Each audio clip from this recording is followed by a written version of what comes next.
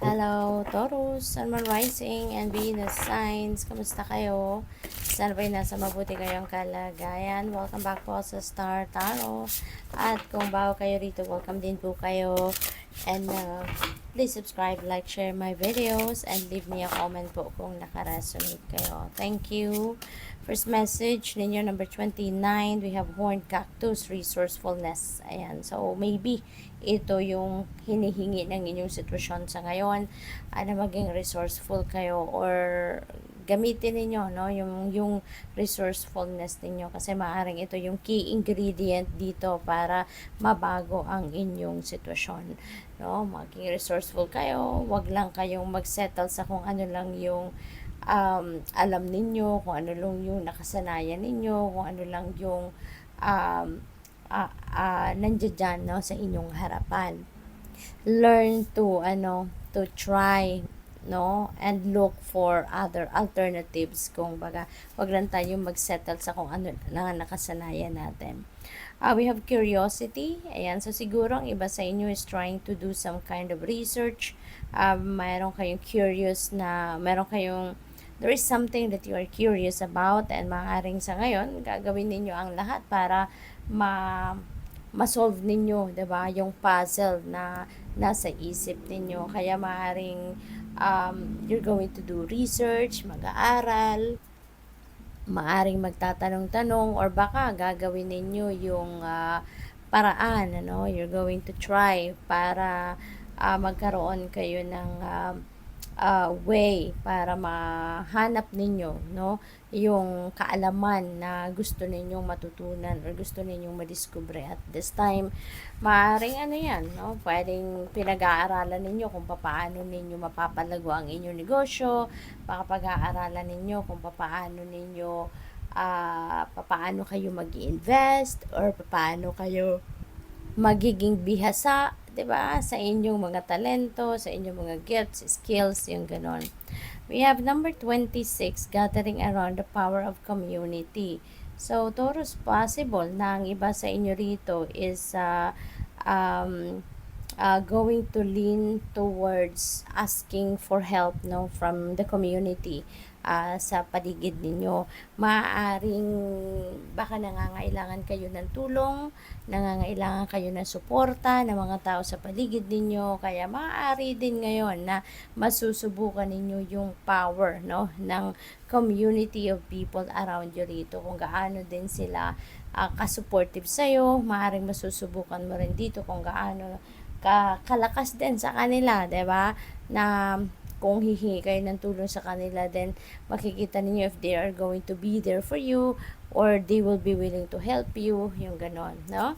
So, what else? We have opportunity. Ayan, so this is really beautiful kasi merong oportunidad, no, na paparating sa inyo sa ngayon. There is an opportunity coming your way. Kaya yung opportunity also, 'di ba?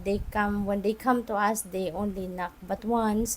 Kaya kapag nandiyan na yung oportunidad, take advantage of it. Kapag nandiyan na yan, tignan ninyo agad, 'di ba? I-consider ninyo agad na tignan ito. At laliman ninyo yung pag-iimbestiga, 'di ba?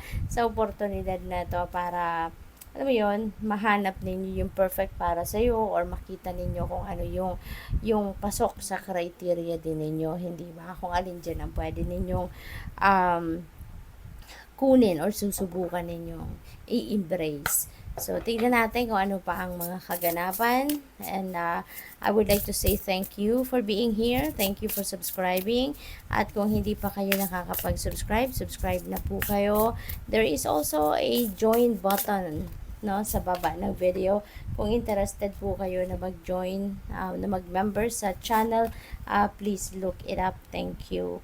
So, we also have confusion dito. Baka nalilito kayo, and that could be related dito sa curiosity energy. Baka mayroon kayong mga iba't ibang options dito, no, para mahanap ninyo kung ano man yung information or something, kaalaman na maaring related doon sa kung ano mang bagay na interesado kayong matutunan. So, baka related yung confusion na to, which way you are heading, or baka nalilito kayo kung ano yung uunahin ninyo. Baka there could be iba't ibang path no, ang pwede ninyong mapuntahan or subukan dito. So, maybe isa yan, no, sa maaaring hindi ninyo ngayon mapagdesisyonan pa. Kasi, there are many choices, no, in front of you.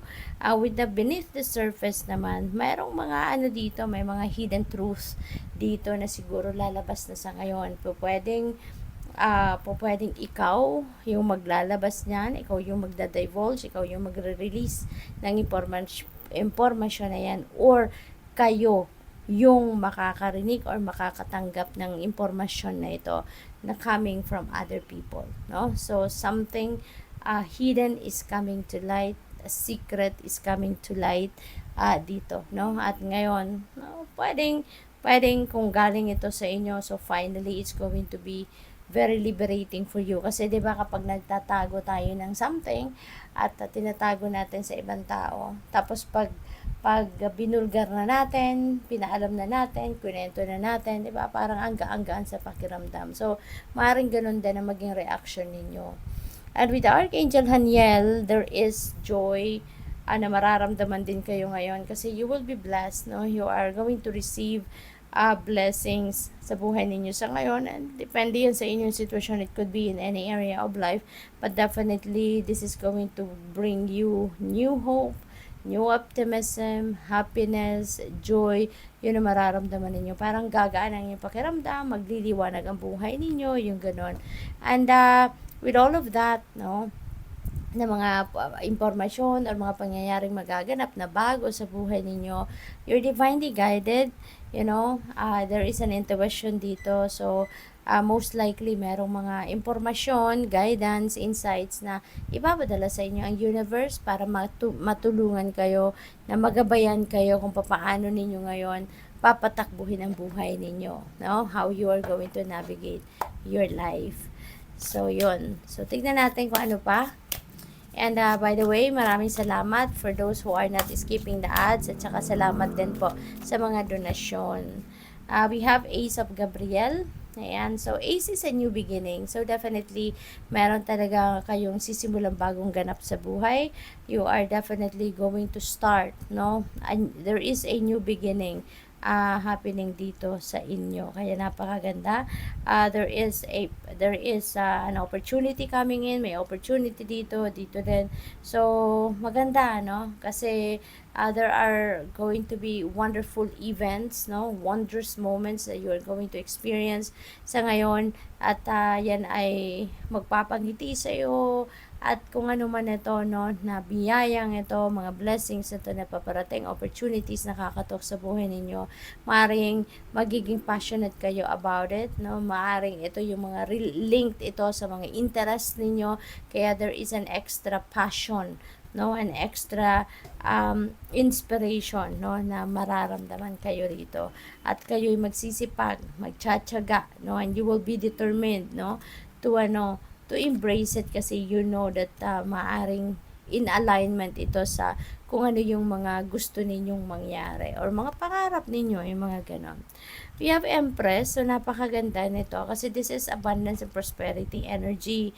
So, saktong-sakto, 'di ba? Kung mayroong mga opportunities sa ngayon, wherein magkakaroon kayo ng pagkakataon na magkaroon kayo ng abundance, ng prosperity sa ngayon. So, mag-take action na kayo. When this opportunity comes, take advantage of it. Kasi maaring ito na yung pagmumulan ng inyong ng pagbabago, no, sa inyong kaperahang aspeto. Ito na yung simula ng inflow of your abundance. Three of Ariel. Ayan. So, sabi dito, do what you love. Diba? So, yung Ace of Gabriel na to, definitely, there is an opportunity na talagang ito yung gustong-gusto mong gawin. Kaya nga, you are going to be passionate about this, kung ano man ang opportunity na to. So, maaaring related yan sa trabaho or negosyo ninyo or magiging career. So, sabi dito, do what you love, no? So, gawin ninyo kung ano yung talagang gustong-gusto ninyong gawin. Kasi, when you are doing that as well, no? Kung nag-i-enjoy ka sa ginagawa mo, mas mabilis mabilis mong makamit ang tagumpay mo dyan. Kung ano man ang goal ninyo dyan, mag-succeed kayo, something like that. Mabilis mong makukuha yan kasi hindi mo na lang mamamalayan, ini-enjoy mo yung ginagawa mo, and before you know it, nandun ka na sa tugatog ng tagumpay.